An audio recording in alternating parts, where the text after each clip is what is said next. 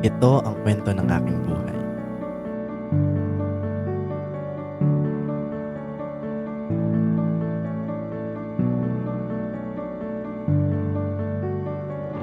Ako si Ramil, panganay sa dalawang magkapatid. Namulat sa isang simpleng pamilya na ang aking ama ay isang pastor.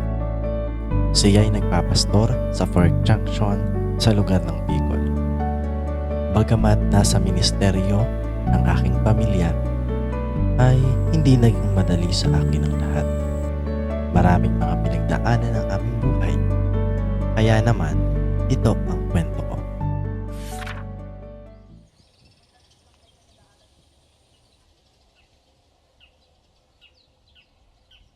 Sayang, nandito na po ako. Romil, anak, diyan ka na pala.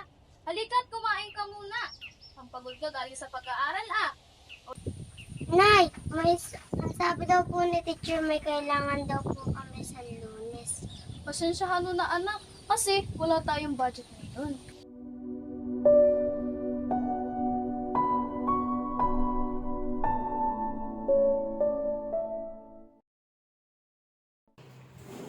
Amen. Tayo po'y umawit at buksan po natin ang atin pong songbook sa pahina 67. Awitin po natin, Makapangyarihan ang Dugo. First and son, the last and son. Ready, set.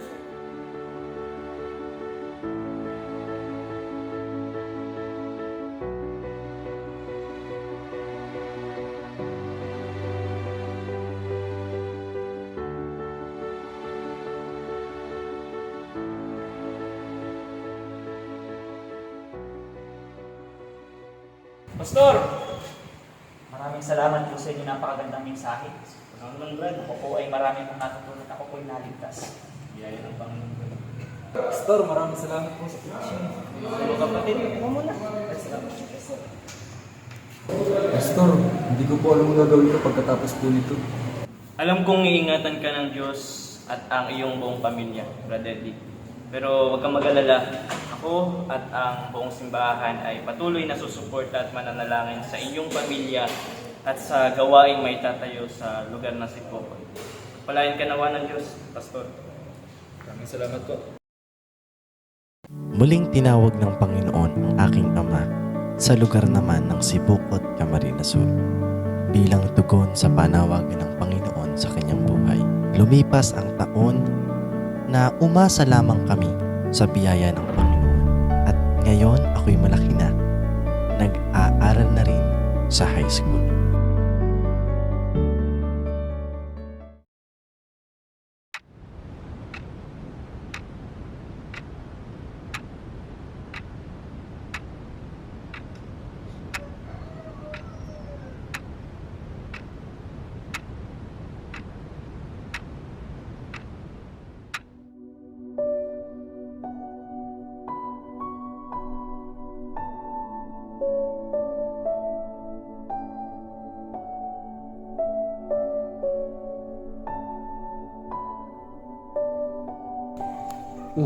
Mahal.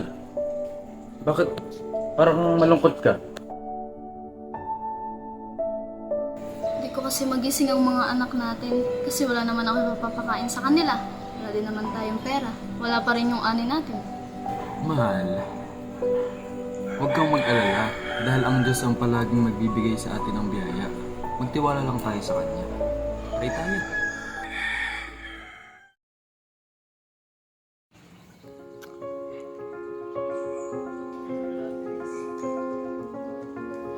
Nang makalipas ang 4 na taon, ay nakaraos na rin ako sa aking pag-aaral. Sa biyaya ng Panginoon, sa lakas na kanyang ipinagkakaloob, ay napagtapos ko ito. Dahil sa mga bagay na kanyang ibinibigay. Nagnais naman ako na makapasok sa kolehiyo. Sa kabila ng hirap ng buhay, ako ay buong puso na nagtitiwala sa Panginoon na kanyang ipagkakaloob ang aking mga naisin sa aking buhay.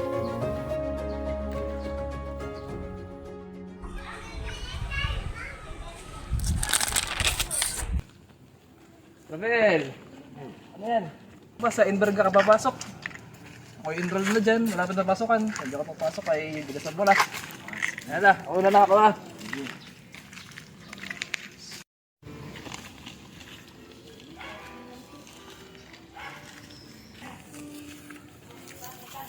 Nay, tay! Mano po? Oh, ano ba tong chinas mo? Ang sama. Mamaya po tay, may sasabihin po ko. Nay, nay! Ano po? Ako po yung may nais pong ibalita po sa inyo. Dahil tapos na naman po ang aking pong pag-aaral sa high school, ay may nabalitaan po ako. Ito po, pwede po ba akong mag-aaral sa kolehiyo? Ayun anak, saktong-sakto. Merong mga taong gustong tumulong sa atin para ikaw ay makapagtapos ng pag-aaral. Opo, Nay. Mabuti po yun para makapagtapos din po ako sa pag-aaral. Ayun, saktong-sakto anak. Yung lola at lola mo kailangan ng katulong sa bukid. Habang bakasyon pa, pumunta ka doon para kayo magkapera. Oo nga po, Tay, para ako rin po yung makaipon.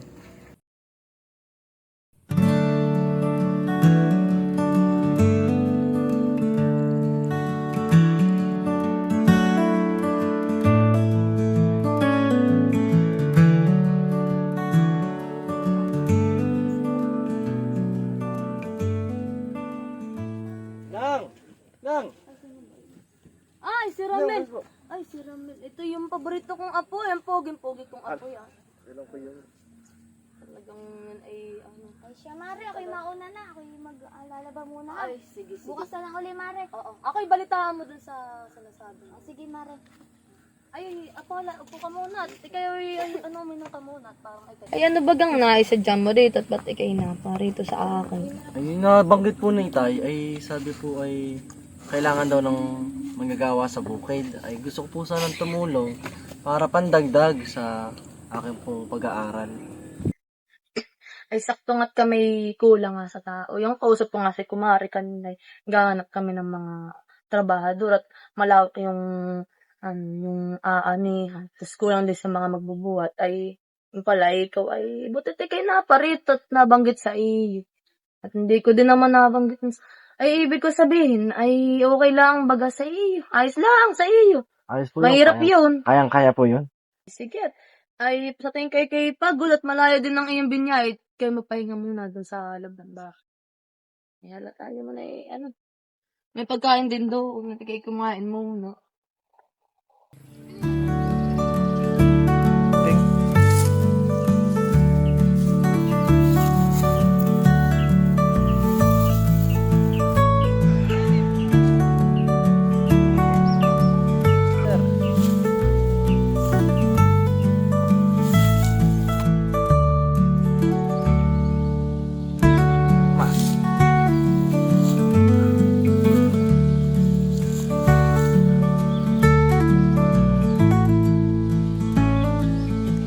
Juice, pabili po. Pabili po. Teka lang. Juice nga po. Ano yan? Juice po. Juice? Apo yan. Sige, saglit lang ah. Wala yung pera ko. 3 piso pala. Ito na. Pasensya na po. Sa susunod na po pala ako bibili. Hindi ka nabibili? Opo, 3 piso po kasi yung pera ko. Pasensya niyo na po ha. Sige. Thank you po. Bili na ako ng juice. Pabili po. Pabili nga pong juice. Thank you po. Ang silay. Oo. Nice.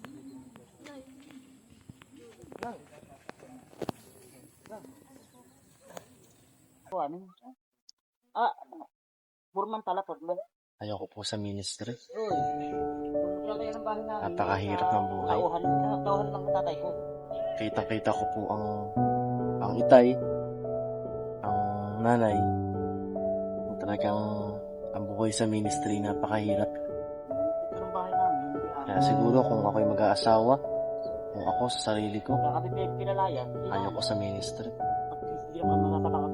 Ayokong maranasan ng magiging anak ko, na magiging asawa ko, ang buhay ng ministry.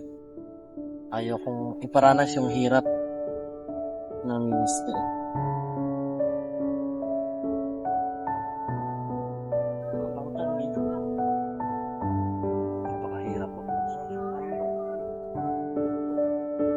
Sige po la, papahinga na po ako.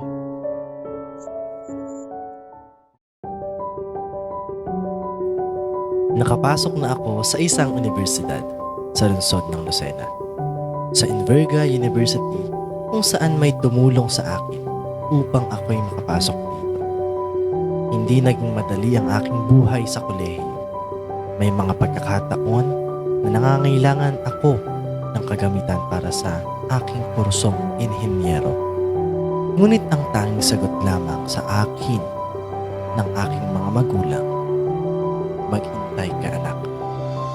Madalas ang mga araw na 2 beses lang akong nakakain sa loob ng isang araw upang makatipid sa gastusin. Sa biyaya ng Panginoon, nagbunga ang lahat ng aking pagpupursige at nakapagtapos ako sa kolehiyo. Nagtapos sa kursong civil engineer, Ramil H.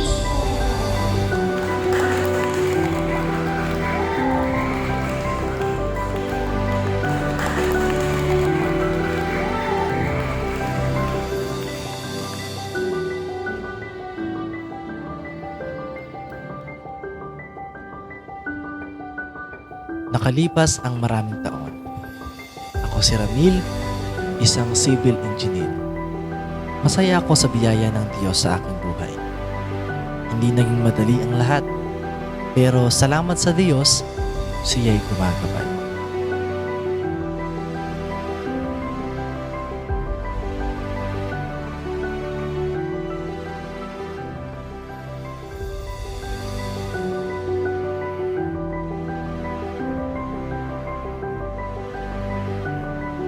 Taong 1993, ang hindi ko malilimutang araw ng aking buhay. Ikinasal ako sa aking kababatan na si Rachel Alan, ang pinakamaganda sa aking mga mata.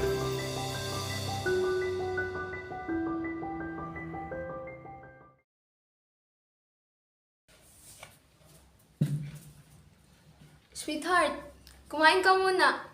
Masarap ito. Ngayon lang tayo magkakasabay sa pagkain kasi seminar lang naman yung pupuntahan ko.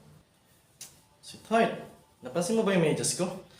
Kanino ko pa hinahanap eh. Nasa kaya yun? Naku, baka nasa kwarto lang yun. Teka, hanapin ko. Kumain ka muna dyan. Kailangan ko na ngayon eh. Ano ba? Nasaan ba yun? Huwag mainit ang ulo. Kumalma ka. At lalong hindi mo mahanap yan. Pasensya, sweetheart ha. Sigawan kita. Talo kasing iniisip ng mga nakaraang araw eh. Dito sa bayarin sa bahay, sa trabaho. Nauunawaan ko naman, sweetheart. Ang sa akin lang, hinay-hinay ka sa mga isipin. Napapansin ko nitong mga nakaraang araw, para kang balisa. Ano ba nangyari sa'yo? Wala, sweetheart. Siguro pagod lang to. Sige, kumain na tayo.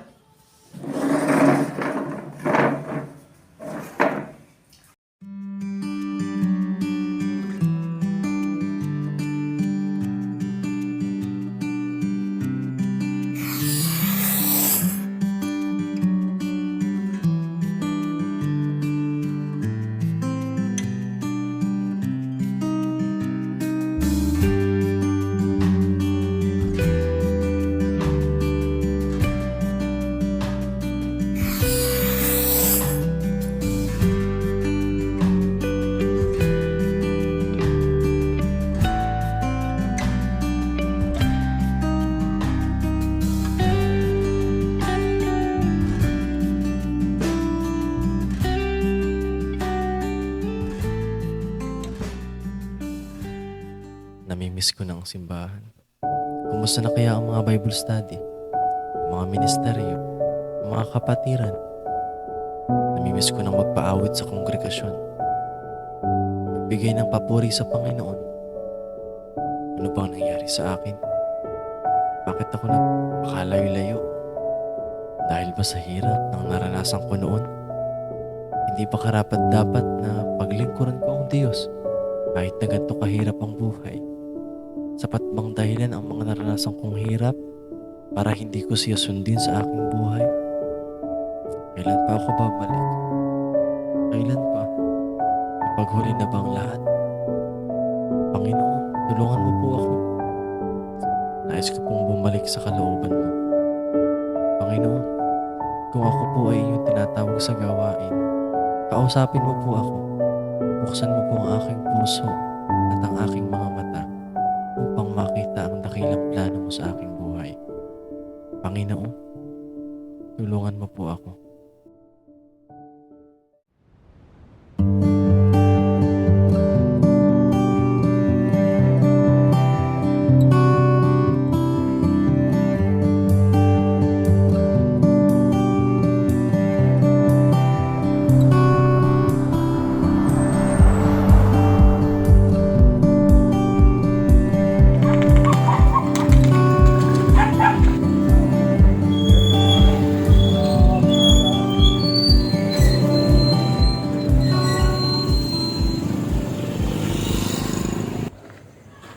Good morning, Preacher Ramil. Mabuti, nakabanta ka. Kamusta? Ito, sa biyaya ng Panginoon ay nakakapagpatuloy naman tayo. Balita ko, nagtatrabaho ko ngayon sa Mila. Kamusta ang buhay ron? Okay naman, pagdating sa pinansyal ay mabuti dito sa probinsya.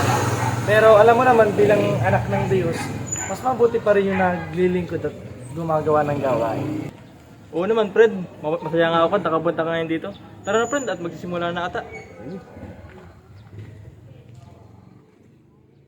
Ayon sa aklat ng Mateo, talatang siyam, versikulo 37, na magkagayoy sinabi niya sa kanyang mga alagad, katotohanay ang aanihin ay marami, datapwat kakaunti ang mga manggagawa.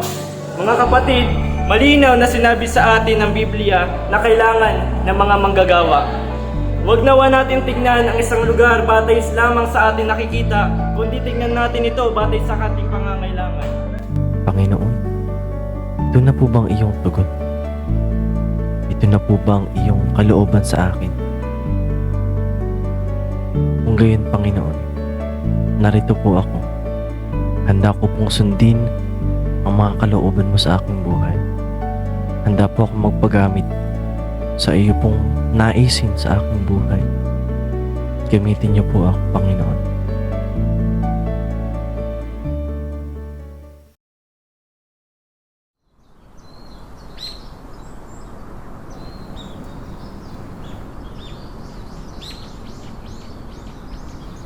Noy!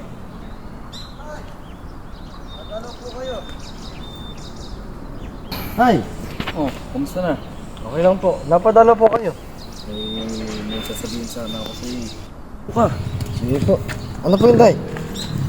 Si Pastor Dante kasi ay may nabanggit sa akin na nangangailangan daw ng manggagawa sa lugar ng pagdilaw.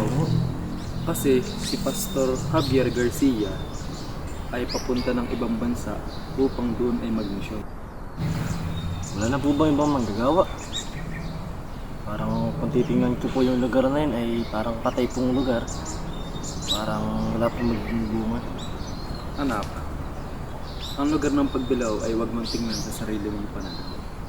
Kapag nandun ka na sa lugar ng pagbilaw, magtiwala ka lang sa Kanya at ang Diyos ang bibigay sa iyo ng bunga para sa gawain sa lugar ng pagbilaw.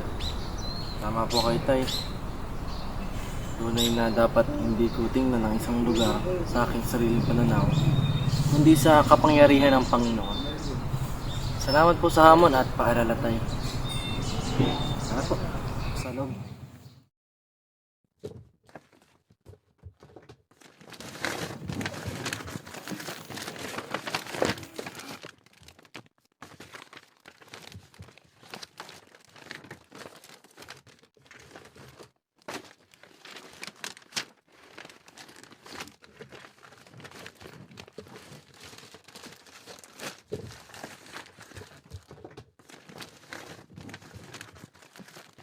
Pwede mo yung sa may kwarto.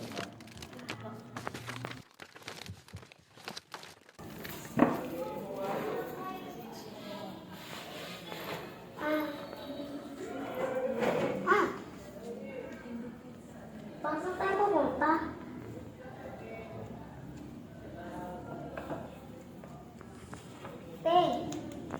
Rich, pwede mo yung sa may kwarto pa.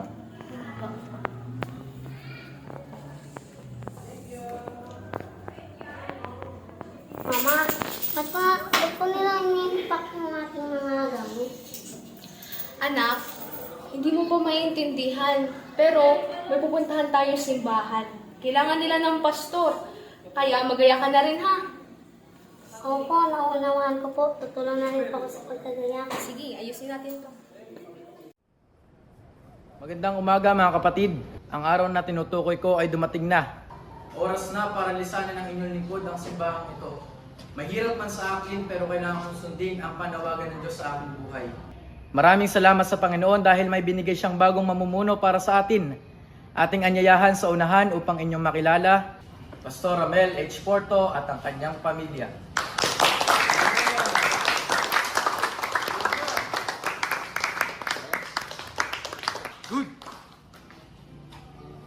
Amen. Magandang hapon po sa ating lahat. Tayo po ay tumayo lahat. Tayo po iaawin sa Panginoon. Amen. Pasalangin po natin ang songbook sa bahay na 8-8. Amen. Awitin po natin ang dakilang biyaya ni Jesus. Awitin po natin. Ready, sing.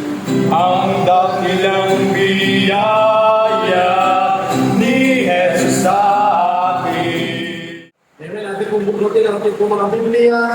Jeremiah chapter 3, verse 15. Ating pong basahin. And I will give you pastors according to my heart, which shall give you with knowledge and understanding. Ang pastor ay hindi galing kung saan. Ang pastor ay galing mula sa puso ng Diyos. Ibinigay po sa simbahan upang, sabi ng Biblia, ay pakainin ng kaalaman at ng pagkaunawa. Matutunan nating sumunod sa kalooban ng Diyos. Minsan, hindi natin maunawaan. Pasensya ka na, Pastor. Kahit ipaliwanag mo pa, hindi talaga kita maunawaan.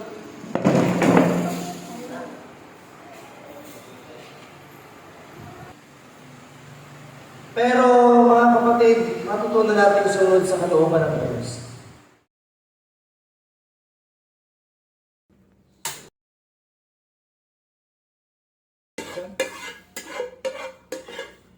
Parang wala na atang mantika. Sweetheart? Sweetheart? Bili ka nga muna ng mantika. Wala na tayo, oh. Pwede, bili ka muna.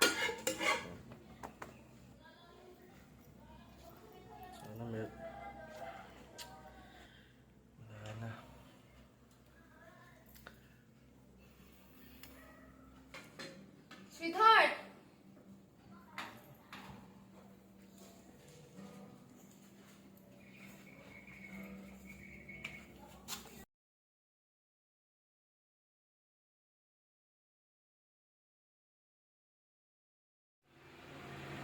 Sweetheart, may problema ka ba? Okay na.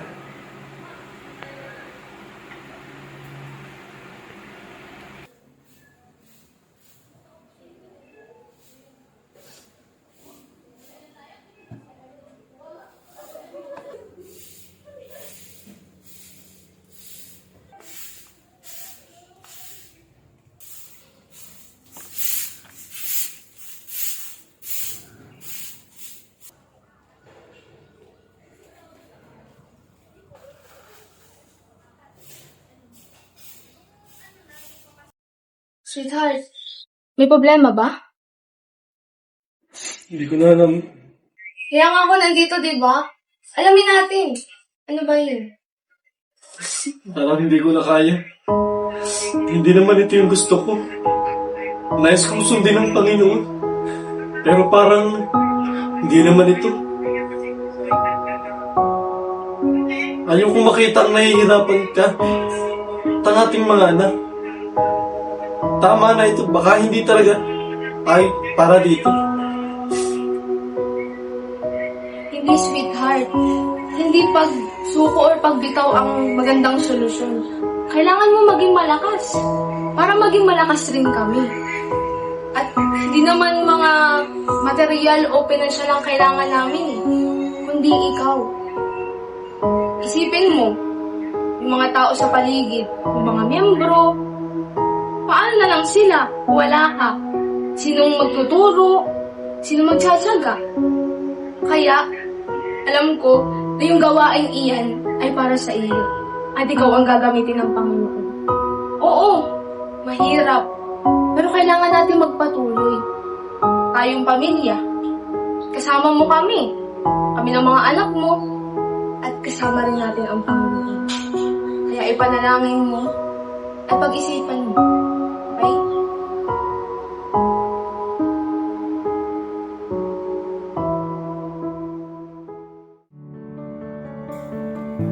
Panginoon, patawad po sa pagtatanong at pagdududa.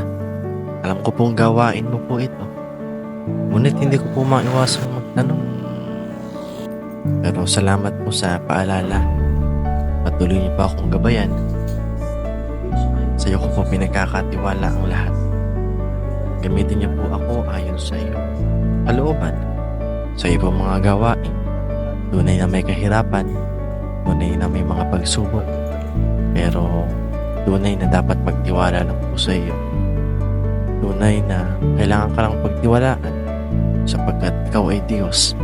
Ikaw ay tunay na makapangyarihan. Alam kong kaya mo po ang lahat. Kaya magtiwala lang po sa iyo. Salamat po ng marami, Panginoon. Purihin po ang iyong pangalan, magpakailan pa man. Lahat ng karanasan, yan po'y biyaya ng Diyos. Yan po ang nagpatibay sa inyong lingkod. Kaya pwede kong masabi, I am now, for what I am now, is all by the grace of God. Lahat ay sa biyaya ng Panginoon.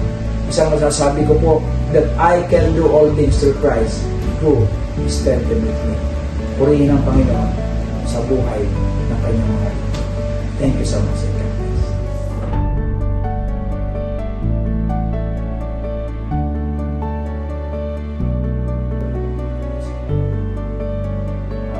Aming buhay